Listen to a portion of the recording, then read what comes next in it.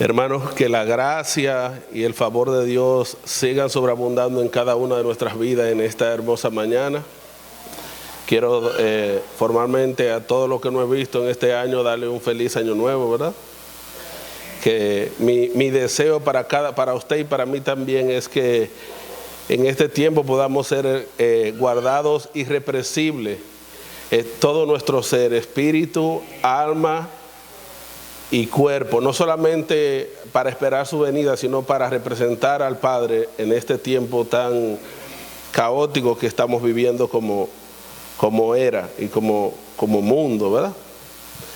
Yo le decía, felicitaba a la hermana Mili, le decía que la felicitaba doble porque la libertad está cerca, ¿verdad? Ella sabe lo que... Y nos gozamos de que, aunque causa dolor, ¿verdad? En cierto sentido, porque muchas veces tienen que morir personas que son toscas, que no quieren ceder, pero lamentablemente así ha sido la historia. Pero yo sé que el final será glorioso para su nación, ¿verdad? Damos gloria a Dios por eso. No tiene nada que ver con el mensaje que voy a predicar, pero creo que es el deseo de Dios para cada uno de nosotros. Cuando venía de camino, el Señor me trajo a memoria el Salmo capítulo 51, verso 12. Usted puede leer el Salmo completo. Es un Salmo de David cuando se encontraba en una situación difícil, donde él había errado en contra de Dios y en su angustia, porque sabía que le había fallado a su Creador. En el verso 12 dice: vuélveme el gozo de tu salvación y espíritu noble me sostente. Y el Señor me traía a colación esa palabra, no solo para mí, sino para su casa. Yo quiero que usted la tome, y si alguien no vino, usted cuando lo vea le dé ese mandado, no de parte de Wilson, sino de parte de Dios. Que su oración sea en este año que el Señor le devuelva el gozo de su salvación. Porque el gozo de la salvación parece que se está perdiendo. Es muy diferente, son dos cosas muy distintas, el gozo de la salvación y el primer amor. Muchas veces dicen, es que ha perdido el primer amor. El primer amor es Cristo, y perder a Cristo, mire hermano, es difícil. Cuando Dios le dice en Apocalipsis, has olvidado el primer amor, no es cualquier cosa que le está diciendo, pero el gozo de la salvación. Usted se recuerda cuando el Señor lo atrajo a él y cuando usted vino a los pies de Cristo, ese gozo que usted sentía, ¿verdad? Usted recuerda eso, cuando usted quería a todo el mundo, a diestra y a siniestra, convertirlo a Cristo. Y cuando usted quería que a voz y cuello todo el mundo se enterara de que usted había entregado la vida al Dios vivo. Como que se fue eso, ¿verdad? Y el Señor me traía a colación de que eso no debe de perderse, pero que en realidad se está perdiendo. Eso es como un motor que nos motiva a congregarnos, a buscar de Él, a leer la palabra, a anhelar su propósito aquí en la tierra. Amén. Entonces, lo dejo como una exhortación, no mía, sino de parte de Dios. Así que llévele eso a los que se quedaron en casa. Llévelo solo de regalo. Si algo usted le quiere hablar de lo que pasó en el culto, llévele esa porción de pan. Amén. Espero que el Espíritu Santo esté abriendo los ojos de nuestro entendimiento para que podamos recibir la palabra que voy a impartir en esta mañana. Como el pastor dijo, no era a mí que me tocaba, así que yo estoy aquí en esta mañana como un extra, así que no vengo en sustitución, sino en el principio de la representación. Amén. El Hijo representa al Padre, así que voy a actuar como si fuera el pastor hoy. Pero yo espero que usted lo reciba. Amén. Me encanta la dinámica que se da entre el Padre y el Hijo, hablando de Dios y Cristo, donde el Padre no tiene problema, él no tiene afán de manifestarse, porque él sabe que su Hijo lo va a representar. Pero cuando el Hijo se presenta a la tierra, él no tiene afán de darse a conocer, porque su anhelo es dar a conocer a su Padre. Amén. Y en ese principio yo quiero actuar en esta hermosa mañana, y le puse como título El Camino. Yo sé que usted se lo sabe, que lo ha leído muchas veces, que lo ha escuchado, pero por favor acompáñenme al libro de Juan capítulo 14, verso 6. Juan capítulo 14, versículo 6. Uno de los problemas principales de este tiempo es que leemos la Biblia con una idea preconcebida. Posiblemente usted me diga, no tenemos que leerlo porque prácticamente el 99% de las personas que estamos aquí no sabemos ese verso. Pero no es saberlo cognitivamente, sino que la palabra de Dios es nueva cada día. Si solamente es algo que ya yo sé, es una simple palabra como un libro cualquiera. Pero si yo puedo extraer el pan que Dios ha preparado para mí en este día, entonces yo estoy comiendo de él, como decía la semana pasada. Juan 14, 6 dice de la siguiente manera: Jesús les dijo, déjame leer un poquito más adelante. Dice el 3, más atrás, dice: y si yo me fuere, os prepararé lugar, y vendré otra vez, y os tomaré a mí mismo. Estaba hablando de su cuerpo, para que donde yo estoy, vosotros también estéis. Y sabéis a dónde voy, y sabéis el camino. Le dijo Tomás: Señor, no sabemos a dónde vas, ¿cómo podemos saber también el camino? Y Jesús le dijo: yo soy el camino y la verdad y la vida. Y nadie viene al Padre si no es por mí. A veces lo tomamos a la ligera, pero yo quiero enfocarme en el camino.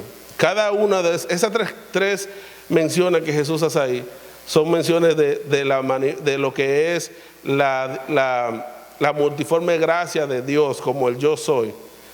Entonces, pero yo quiero enfocarme en el camino. Diga conmigo, el camino.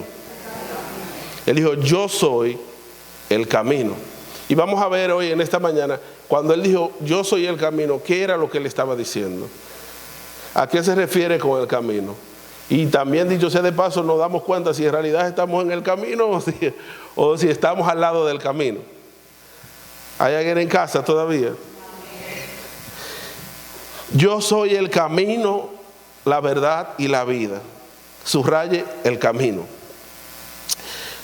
Todo camino, y todos sabemos, tiene un punto de partida, tiene también señales en el camino que van indicando hacia señales que nos guían hacia ese lugar. Tiene un destino, un punto final. Usted sabe eso, ¿verdad?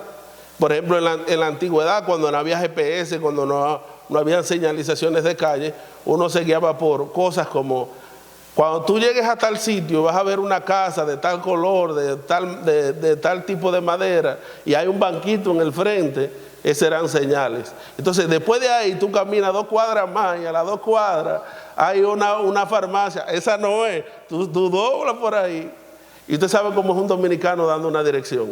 Me explico. Esas son señales, pero hay un destino final. Y todo viaje tiene todo camino tiene toda una trayectoria de un punto a otro. A veces una línea recta, a veces tiene como un laberinto, y a veces es como un círculo que vuelve y cae en el mismo sitio. En este caso, el camino del que estaba hablando Jesús, que era el mismo, dicho sea de paso, no es algo que va hacia allá, sino que vuelve a donde nunca debió de haber salido. Lo voy a leer para ser más preciso. Todo camino tiene un punto de partida, una trayectoria, y concluye con un destino final. Un camino también tiene señales que indican el destino. El punto de partida, cuando hablamos del camino que estoy hablando, fue el Padre. El Padre fue de donde nunca debimos haber salido. Amén. El punto de partida fue el Padre, y lo vamos a explicar un poquito más adelante. El camino es el Hijo, como Él lo dijo: yo soy el camino. No es Moisés el camino, no es Elías, no son los profetas. Él estaba diciendo: ellos son las señales, yo soy el camino que los lleva al Padre. Y tiene un destino final que es el mismo Padre. Amén. ¿Qué es lo que aconteció aquí para que podamos entender cuando Jesús dijo yo soy el camino? Si nos vamos al libro de Génesis, no voy a leer mucho hoy para ganar tiempo, para poderle explicar. Cuando Dios crea al hombre y a la mujer y lo coloca en Edén, Génesis capítulo 3, dice que el hombre y la mujer desobedecen. Cuando ellos desobedecen, dice la Escritura, que Dios, por causa de su desobediencia, Dios los saca del huerto de Edén y le pone, dice la Biblia, que le pone guardas, le pone querubines a ese huerto. Dicho sea de paso, el arca del pacto, de la alianza, tenía 2 querubines también, que era como guardando la puerta de entrada, estaba señalando lo mismo. Entonces Dios le pone querubines a guardar la entrada del Edén, y dice que Dios pone una espada para guardar la espada, para que nadie pudiera volver a entrar. Dice, no sea que el hombre vuelva y coma de este árbol de la vida y viva para siempre. Pero Dios lo creó para vivir eternamente. Y hasta hoy los científicos han pasado años tras años buscando dónde queda ese Edén, porque ellos creen que el Edén es un lugar físico. Y incluso los 4 ríos que mencionan en el Edén, algunos de ellos todavía están en el Medio Oriente y le siguen la trayectoria, pero nunca encuentran el camino. Porque Edén no tiene que ver con un lugar geográfico, sino con la presencia de Dios. Es un ambiente que es la presencia de Dios. Amén. Donde habitan los hijos de Dios. ¿Me explico? Entonces no es un lugar donde usted va como un camino físico, sino que para ello usted necesita un camino para volver a él. Entonces, como Adán fue sacado del huerto, en Adán fuimos sacados de ese huerto. ¿Me explico? Lo puede usted leer detenidamente en Génesis. Todos fuimos sacados de allí. Luego viene Moisés, viene y le da la ley al pueblo, y ellos se guiaban por la ley de Moisés hasta los días todavía los judíos nativos se guían por la ley de Moisés. Pero cuando Jesús viene a la tierra, les dice a ellos, Moisés no es el camino, Adán no los puede regresar al camino, yo soy el camino. Por lo tanto, nadie no va al Padre, sino que nadie viene al Padre si no es por mí. ¿Por qué no dijo nadie va?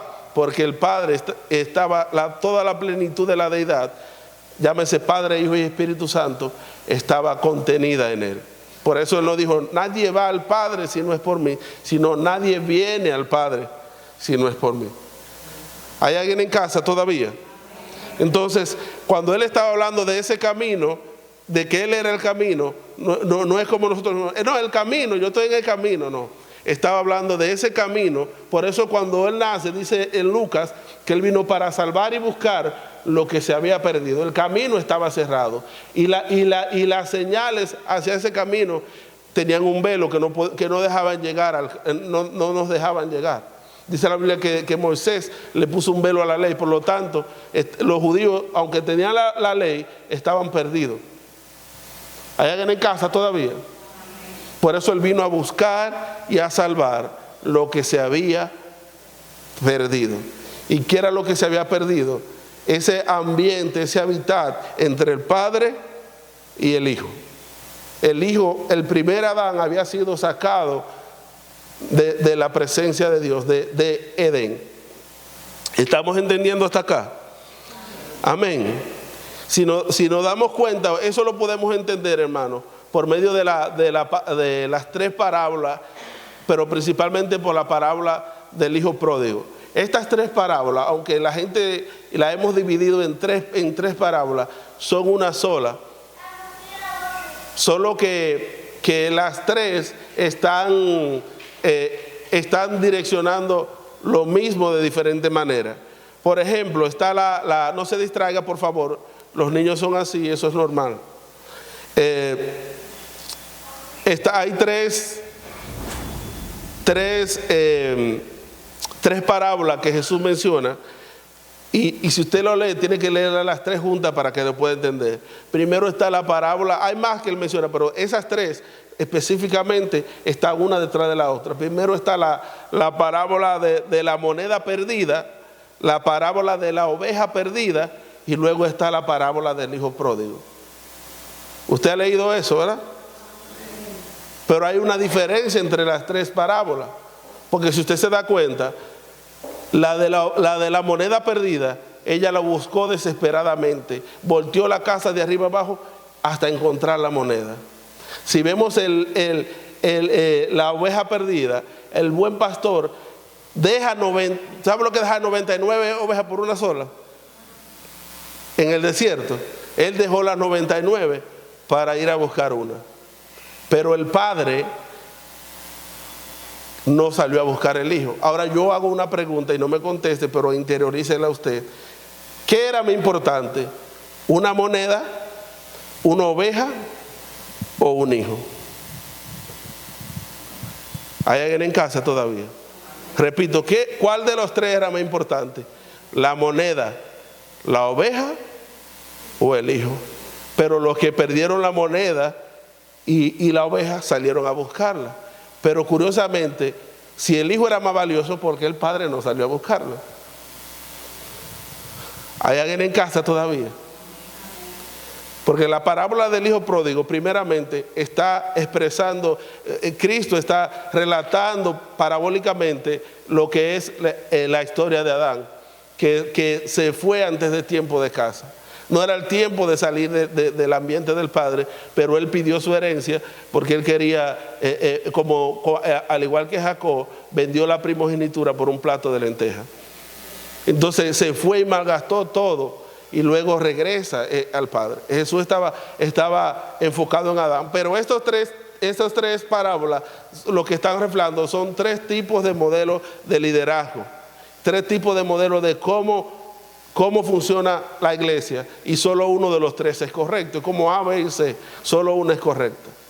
Porque si vemos el modelo de las tres parábolas, nos vamos a dar cuenta de una cosa. Mire, el primero es una moneda, ¿verdad? Una mujer que pierde una moneda. Yo sé que culturalmente podemos explicar qué significaba si una mujer perdió una moneda, si un pastor perdió una oveja, pero enfoquémonos en esto. El primer liderazgo es un liderazgo que está vigente hoy día. Usted lo puede ver, el pastor habla mucho de eso, que está enfocado en el money, ¿verdad? En lo material. A él no le importa la casa, a él no le importa, a este tipo de liderazgo, no le importa el diseño, lo que le importa es la moneda. Y si se le pierde la moneda, él hace lo que sea para encontrarla. Ese es un liderazgo que está enfocado no en el propósito eterno, sino en la plata. Ustedes saben lo que estoy diciendo, ¿verdad? Esa gente hace lo que sea para conseguir la plata. Venden milagros y barbaridades como usted no se puede imaginar. Ese es un tipo de liderazgo. Entonces, desesperadamente, ese hombre busca o esa mujer busca la plata. No le interesa el ministerio, le interesa la plata. Entonces está el segundo tipo de liderazgo, que es el liderazgo enfocado en usted ha escuchado, no, porque hay que salvar las almas, y las almas están por encima del propósito, pero las almas no es por ganar las almas para Cristo, sino porque es un liderazgo que está enfocado en número. ¿Cuántos miembros tú tienes en la iglesia? No, yo tengo 500, no, pues yo tengo 2000. Yo estoy más exitoso, es un pastor exitoso o un apóstol exitoso o un profeta exitoso porque tiene una iglesia grande. El que tiene la iglesia pequeña no es un pastor exitoso. Dígame usted si Cristo fue exitoso, si cuando yo le contaba el otro día, cuando él empezó a predicar el evangelio puro, hablando de que comieran su carne, solamente 12 permanecieron. Entonces Cristo no era exitoso. ¿Hay alguien en casa todavía? Díganme ustedes de qué tamaño era la iglesia de Elías si solamente tenía Eliseo. Y Elías es uno de los profetas más usados del Antiguo Testamento. Amén. Entonces el éxito en la iglesia no es el éxito del mundo. El éxito de la iglesia no se mide por números, se mide por calidad de vida, y no de vida natural, sino por la calidad de vida en Cristo. Amén. Y por la madurez que se esté manifestando. Y por los frutos, como dijo el mismo Señor, por los frutos lo conoceréis. No se mire por los números, ni por lo espléndido de un palacio, porque ya muchas iglesias no son templos, son palacios. Y no está mal, porque yo sé que muchos lo hacen con el corazón de darle lo mejor a Dios. Aquí también siempre se ha buscado la excelencia a Dios. Pero estoy hablando respecto a estas tres parábolas, que hay tres modelos de liderazgo. Por eso tú ves que ellos salen a buscar, porque tienen ese anhelo de acaparar. Pero el liderazgo correcto, que está conforme al diseño de Dios, es el diseño de padre a hijo. ¿Hay alguien en casa todavía? Ahora usted pregunta, entonces si el hijo es más importante, ¿por qué el padre no salió a buscar el hijo? ¿Sabe por qué? Hay un dicho dominicano que dice, me parece que ese padre lo sabía, el hijo bueno a su casa vuelve. El padre solamente se enfoca en enseñar el camino, en mostrar dirección, en dar amor, en dar todo lo que es el propósito de Dios. Y el hijo un día va a llegar, todo hijo llega un día. Nótese usted, cuando usted salió del colegio o de la secundaria para la universidad, ahí le empezaron a mostrar a usted todos los placeres de este mundo. Entonces por eso era que papi no quería que yo saliera, porque papi quería que yo me perdiera de tantas cosas buenas que hay. No, pues yo le hablo mentiras, me voy para la fiesta. ¿Cuántos saben eso? Amén. Y hago todo lo que quiero. Pero un día ese hijo se va a dar cuenta que no había mejor lugar que estar que en la casa de su padre. Entonces el padre dice, no, yo no tengo que ir a buscarlo, porque un día él va a reconocer dónde es que se cocina bueno de verdad. Cuando se vio comiendo algarroba, entonces él dijo, espérate, yo vuelvo a la casa de mi padre, porque todo lo que ofrece el mundo, hermano, es algarroba. ¿Hay alguien en casa todavía?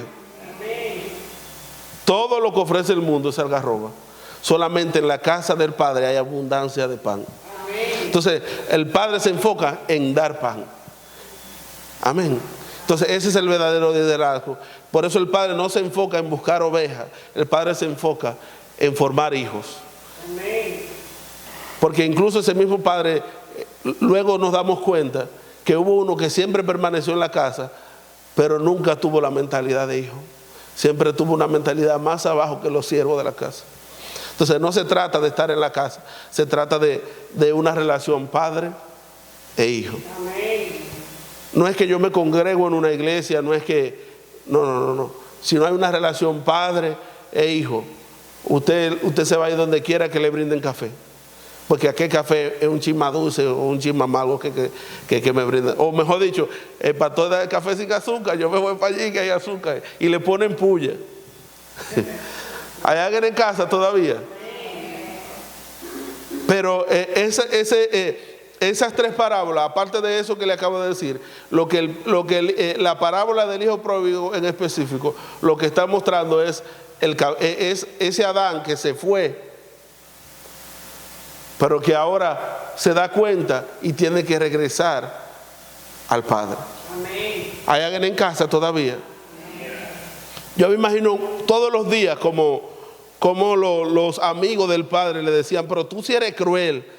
Yo vi a tu hijo allí malgastando todo y haciendo todo, y tú ahí sentado como que nada pasó. Muchacho, voy a buscar a tu hijo. Y el padre, sentado en una mecedora en el frente de la casa, esperaba el día que llegue. Todas las tardes dice la Biblia que él se sentaba afuera a mirar de lejos a ver si su hijo venía. Él dijo, déjalo que recorra, que él no va a encontrar un mejor lugar en la tierra que la presencia de su padre. ¿Hay alguien en casa todavía? Entonces el padre no se afana con buscarte. El padre simplemente te da el alimento que tú necesitas. Hay alguien en casa, el amor que tú necesitas y todo lo que compone una paternidad. ¿Hay alguien en casa todavía? Entonces cuando Jesucristo está hablando de esto, está hablando de ese camino en el cual todos nos perdimos. Porque cuando Adán se perdió, todos nos perdimos juntamente con Él. Amén. Cuando Adán peca, el camino es cerrado, pero cuando Cristo muere en la cruz, ese camino es abierto. Hebreos capítulo 10, usted lo puede leer en casa. Dice que ahora hay un camino nuevo y vivo que Él nos abrió por el velo de su carne. Por eso era que los judíos, hermanos, ellos no podían ver a Cristo. Ellos veían a Jesús, el hijo de José y María. Ellos veían a Jesús de Nazaret. Por eso cuando Él hacía milagros decían, pero Él no puede hacer eso, porque ese no es el hijo del carpintero. Ese no es el hijo a cuyos padres y hermanos nosotros conocemos. Ellos no concebían que un humano pecador estuviera haciendo milagros, porque ellos no, por más que lo veían, ellos no podían ver al Cristo que estaba dentro de Jesús. ¿Hay alguien en casa todavía? Ellos no lo podían ver, porque dice la Biblia que Moisés le puso un velo a la ley. De tal manera que cuando las personas leen la Biblia, por eso que cuando usted la leía antes no la entendía, porque había un velo. Entonces dice luego Pedro en el libro de los Hechos, cuando se conviertan al Señor, ese velo les será quitado. Entonces vendrán tiempos de refrigerio. Entonces lo que antes era difícil de entender, ahora se convierte en un refrigerio para usted. ¿Hay alguien en casa todavía? Entonces ellos no podían entenderle. Por eso Jesús le dice a ellos en una ocasión, ustedes se cansan de escudriñar las escrituras. No era que el Señor, porque nosotros lo leemos como si Jesús lo está mandando a ellos a leer la Biblia, no. Era que ellos se cansaban, principalmente los escribas y los fariseos. Ellos escudriñaban y escudriñaban las escrituras, buscando a ese camino que se había perdido en el Edén. Y ellos buscaban y Jesús les dice, ustedes escudriñan las escrituras porque ustedes como que tienen una noción de que en ella está la vida eterna, el camino a la vida eterna. Pero lo que ustedes no se han dado cuenta es que ellas lo que están dando es testimonio de mí.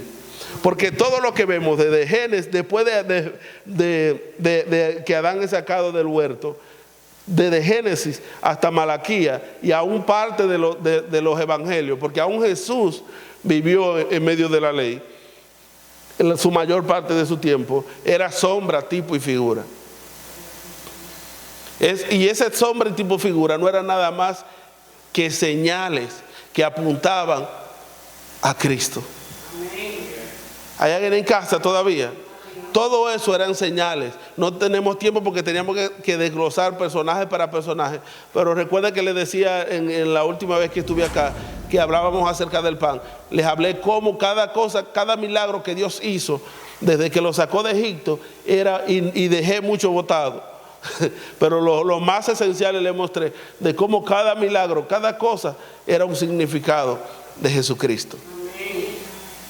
¿Hay alguien en casa todavía? Incluso, nótese una cosa, si nos vamos al tabernáculo, cuando Hebreos está diciendo que por tanto nos acerquemos confiadamente por ese camino nuevo y vivo que Él nos abrió, según el velo de su carne, está haciendo referencia al velo que estaba en el tabernáculo. Había una separación entre el lugar santo y el lugar santísimo. Entonces, en el lugar santísimo ni todos habían sacerdotes que morían de viejo y nunca podían entrar ahí, porque solamente el sumo sacerdote podía entrar, y no cuando él quisiera, sino una sola vez al año, a ofrecer los sacrificios del pueblo. Y déjeme decirle una cosa, no todos los sacerdotes que entraban ahí salían vivos. Hay alguien en casa todavía, y usted entra cuando quiere y sale cuando quiere.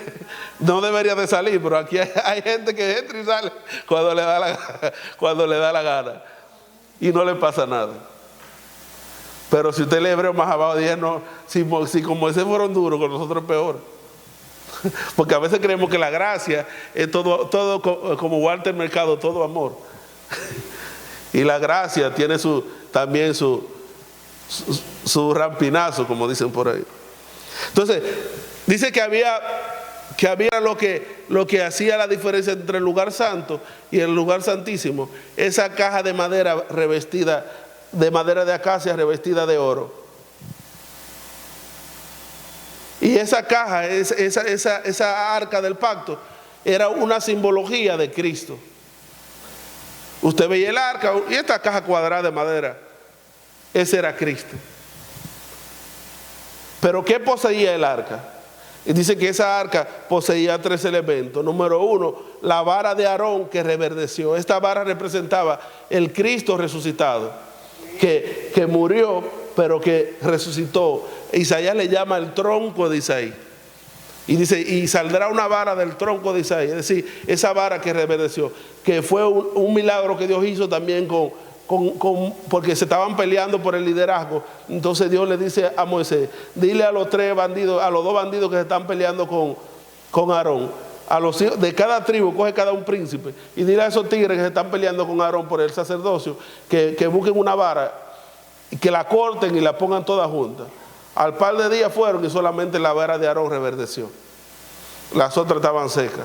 Diciendo Dios que el ministerio era... Pero lo que Dios estaba dando a entender con eso era de Cristo, que iba a morir, pero iba a ser cortado, pero luego iba a resucitar.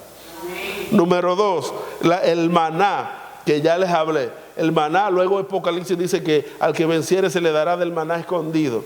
Y ese maná estaba en una urna de oro que contenía el maná. Solo que el maná era contenido en una urna de oro, pero en nosotros dice Pablo que ese maná ahora está contenido en una urna de barro, para que la excelencia sea de Dios y no de nosotros. ¿Hay alguien en casa todavía? Entonces, contenía el maná, que es el significado de la palabra. Por eso Jesucristo le decía, yo soy el pan vivo que descendió del cielo.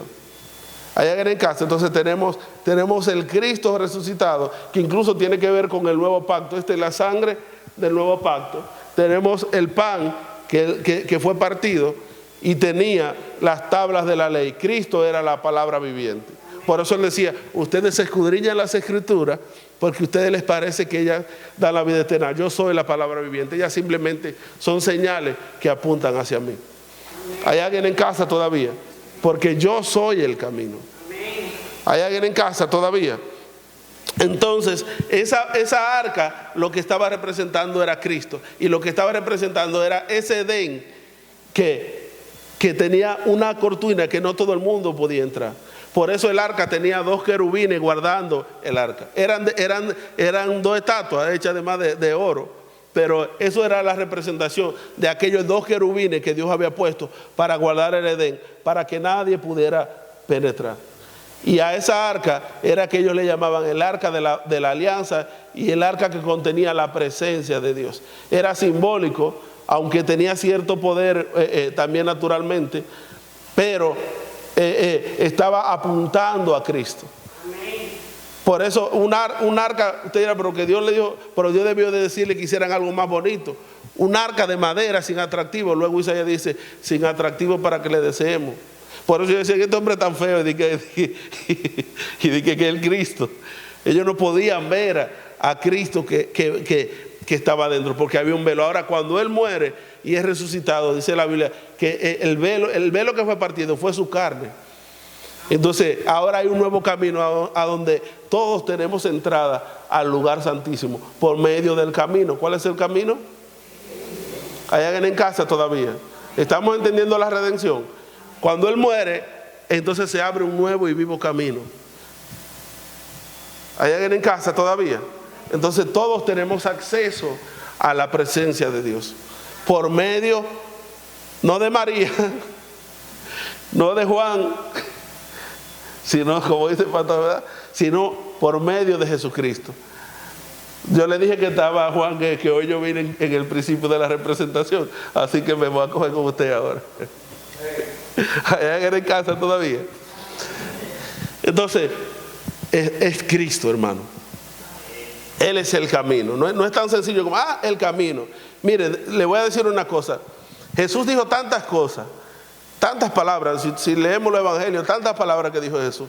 Y si hubo una palabra que los discípulos le tomaron en serio, incluso dijo 3 juntas: yo soy el camino, yo soy la verdad y la vida. Y si hubo una palabra que los discípulos le tomaron en serio, fue cuando Él dijo: yo soy el camino. De tal manera que, de la manera que ellos se autodenominaban los primeros cristianos, no era cristiano. Cristiano se le llamó años después, un día que llegaron unos cristianos a Antioquía y de burla le pusieron cristiano. Y nosotros nos quedamos con lo que dice el mundo de nosotros. Cuando le preguntaba, ¿y de qué religión tú eres? De ninguna. ¿Y de cuál? ¿De judaísmo? No. Yo soy del camino. Si usted lee las escrituras, principalmente el libro de los Hechos, el mundo es cristiano. Entonces, usted no debería de sentirse orgulloso de que le digan cristiano. Porque la iglesia, hermano, no es todo el mundo. La iglesia no es todo el mundo. Ellos no se llamaban cristianos, ellos se llamaban los del camino. Punto y específico, los del camino. Si hubo una palabra que ellos le tomaron en serio al Señor, fue esa palabra: yo soy el camino. Entonces, cuando le preguntaron, ¿quiénes son ustedes? Los del camino. Eso es como un grupo musical, ¿verdad, José? Los del camino. Los del camino. ¿Cuántos del camino hay aquí?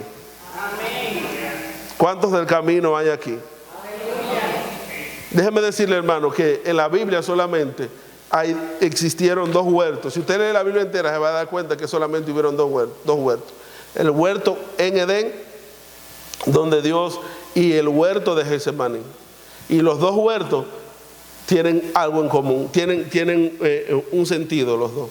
En el primer huerto hubo un hombre que decidió hacer su propia voluntad por encima de la voluntad del Padre.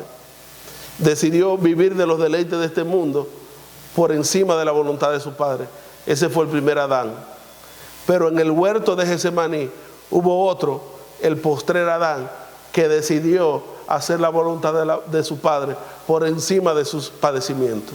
Amén. Ese es el Cristo. Por eso en el Edén Adán come del huerto, del árbol que se le dijo que no comiese, y desobedece al Padre. Pero en el Edén Jesús, aún con todo lo que sabía que le venía, dijo: Señor Padre, si es posible, pasa de mí esta copa, pero no se haga tu voluntad, sino no se haga mi voluntad, sino la tuya. Él estaba restaurando lo que el primer Adán había desobedecido. Hay alguien en casa, ese era el camino que se había perdido. Él lo empezó a restaurar, no en la cruz, sino desde el huerto ya él lo estaba restaurando. Y lo primero que dijo fue: Padre, que no se haga mi voluntad, sino la tuya. Amén. Y para terminar, quiero decirle una sola cosa. El problema es que todo camino, o usted lo camina a pie, o mejor dicho, todo camino para transitar necesita un vehículo. O un vehículo que yo le llamo el 11, que son los dos pies. O usted se monta en un 11 y trayente en camino. O si era en la edad antigua, un burro, un camello, un caballo. O si es ahora un motor, una pasola, una jipeta, un carro, etcétera, etcétera, etcétera. Pero el camino, este camino, el vehículo para transitar es el camino. ¿Sabe por qué muchos se devuelven? Porque muchos no quieren entrar en el camino. El problema es que lo hemos banalizado tanto. Por eso digo que hemos banalizado tanto la palabra cristiana. Porque le decimos a la gente: ven a Cristo, que tus problemas te van a resolver. Ven a Cristo, que Dios te va a bendecir. Ven a Cristo, que este matrimonio se va a restaurar. Ven a Cristo. Y es verdad que Dios todo lo puede hacer y lo quiere hacer. Cuando él le preguntaba a ciertos enfermos, le decía: Maestro, ¿tú quieres que yo sea sanado? Y él decía: quiero. Y con solo él decir quiero, la gente era sanado. Porque él quería sanar, él quería liberar, él quería restaurar. Pero ese no es el principal foco del evangelio. El único vehículo para poder transitar ese camino, él lo dijo en Juan, en el libro de Juan también lo dijo. Él dijo: el que quiere venir en pos de mí, tome su cruz y sígueme. El vehículo para caminar este camino es la cruz. El problema es que todo vehículo lo carga usted, pero este vehículo es muy cómodo, usted tiene que cargarlo. Hay alguien en casa todavía. Él no dijo: móntense en la cruz y sígame. Él dijo: tome su cruz, cárguela y sígame. Hay mucha gente que ellos se montan en la cruz, en la ola de la cruz. Yo soy cristiano, yo soy evangélico, montado en la ola de la cruz, pero no quieren cargar la cruz. A la hora de cargar la cruz, patica: ¿para qué te tengo? Hay alguien en casa todavía. Por eso Él dijo, en el mundo tendréis aflicción. Él no dijo que no iba a haber proceso en el camino. Incluso los procesos son para formar a Cristo en nosotros. Él solo dijo, confiad, porque yo he vencido el mundo. Y así como Él fue crucificado en la cruz, nos gusta también este dilema. No, porque Cristo murió por mí en una cruz. Pero Pablo dijo, no, yo entendí que Él no murió por mí en la cruz, sino que yo también fui crucificado juntamente con Él. Hay alguien en casa todavía. Es muy cómodo que Él muera por nosotros en la cruz, y fue así. Pero el verdadero evangelio es cuando cada uno de nosotros somos crucificados juntamente con Cristo. Porque los que son de Cristo, dice Juan, han crucificado con Él también la carne. Hay alguien en casa todavía, y no estoy hablando de Juan, estoy hablando del evangelio de Juan. Los que son de Cristo han crucificado también la carne. Es fácil decir, ya no vivo yo, mas Cristo vive en mí. La pregunta es, ¿estamos sacrificando la carne? ¿Estamos presentando nuestro cuerpo como sacrificio vivo, que es el único culto racional delante de Él? ¿Hay alguien en casa todavía? Esta parte ya, hermano, usted debió de dejarlo ahorita, déjalo ahí. Hermano, ese es el postre del mensaje. Si usted no se comió el postre, usted no participó de la mesa. ¿Hay alguien en casa todavía? Yo sé que usted vino a este primer culto del año porque usted esperaba que alguien... Por eso usted se enojó cuando el pastor dijo que no era él, porque el pastor hoy va a levantar la mano y va a profetizar sobre sus hijos, que le va a ir bien, que este año voy a comprar mi carro, que este año voy a comprar mi casa, que este año voy a pagar mis deudas, que este año me consigo un marido, etcétera, etcétera, etcétera. Y cuando ve y le ponen este moreno, usted dijo, espérate, no fue así el negocio. Porque yo pensaba que hoy iban a profetizar sobre mí para que yo tuviera un año victorioso. No hay victoria sin cruz, hermano. Se lo dije el año pasado, que por casualidad también creo que me tocó el primer culto del año predicar. Hermano, yo solamente te puedo profetizar cruz, porque sin cruz no hay victoria. La mayor victoria se ganó en una cruz. Por eso es que somos más que vencedores. Porque la mayor victoria no se gana de otra manera sino en una cruz. Así que si queremos caminar este camino, hermano, no soltemos la cruz. ¿Hay alguien en casa todavía? Porque todos los días hay algo que sacrificar en esa cruz. ¿Hay alguien en casa todavía? Queremos vivir una vida victoriosa, queremos vivir un 2026 victorioso. Agarre su cruz y siga el camino. Agarre su cruz y sigue el camino. ¿Hay alguien en casa todavía? Quiero terminar, póngase sobre sus pies para que lo leamos juntos mientras el hermano lo proyecta en la pantalla, como lo parafraseé tanto y no lo leí. Hebreos capítulo 10. Hebreos capítulo 10. Vamos a leer del 19 en adelante para no alargarlo. Hebreos capítulo 10 dice así. Así, ya lo tiene, ¿verdad? Vamos a leerlo todo. Dice, así que, hermanos, teniendo libertad para entrar en el lugar, no al lugar, sino en el lugar santísimo, por la sangre de Jesucristo. ¿Por qué? Por el camino nuevo y vivo que Él nos abrió a través del velo que es su carne. Y teniendo un gran sacerdote, que es el mismo, sobre la casa de Dios, acerquémonos con un corazón sincero, en plena certidumbre. No lo va a leer porque en plena certidumbre de fe. Léalo conmigo, dice, purificando los corazones de mala conciencia y lavado vuestros cuerpos con agua pura, que es la palabra de Dios. Acerquémonos por ese camino nuevo y vivo que Él nos abrió. Hay caminos que al hombre le parecen derechos. Esos son caminos muertos, que al final son destinos de muerte y de perdición. Pero solo Él es el camino. Todos los caminos pueden conducir a Roma, a Dubái, a donde usted quiera. pero solo Él nos conduce al Padre. El destino de ese camino es el Padre. Por eso Él dijo, yo soy el camino, yo soy la verdad, yo soy la vida, y nadie viene al Padre si no es para mí, porque el destino de este camino, el punto final, es el Padre. ¿Hay alguien en casa todavía? Muchos estamos en la iglesia con una mentalidad de lograr cosas, pero el único propósito de nosotros es volver al destino, al punto de donde nos perdimos, al Padre. Amén. Cristo es el único que nos conecta al Padre.